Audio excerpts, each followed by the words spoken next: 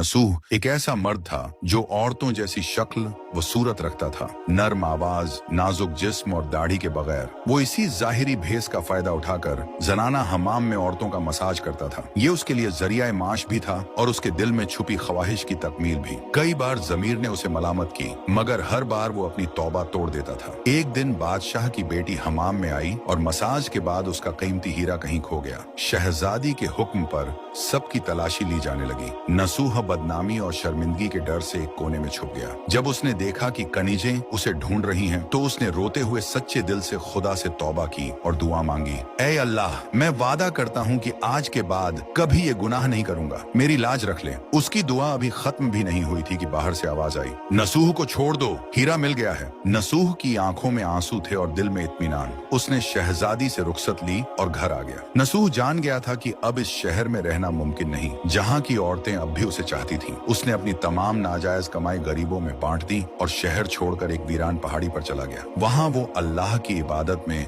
मशगूल हो गया। एक दिन उसे एक भैंस नजर आई जो घास चर रही थी। उसने सोचा कि ये किसी चरवाहे की होगी और जब तक उसका मालिक न आए वो इसकी देखभाल करेगा। कुछ दिन बाद एक तिजारती काफिला रास्ता भूलकर वहाँ पहुंचा। प्यास की शिद्दत से निढाल ताजिरों को नसूह ने अपनी भैंस का दूध पिलाया और सबको सैराब कर दिया। नसूह के अच्छे अखलाकन से मुतासिर होकर ताजिरों ने जाते हुए उसे बहुत सारा माल बतौर तोहफा दिया। नसूह ने इन पैसों से वहाँ एक कुआं खुदवा दिया। आहिस्ता आहिस्ता उस कुएं के इर्द गिर्द लोग बसने लगे और इमारतें बनने लगी।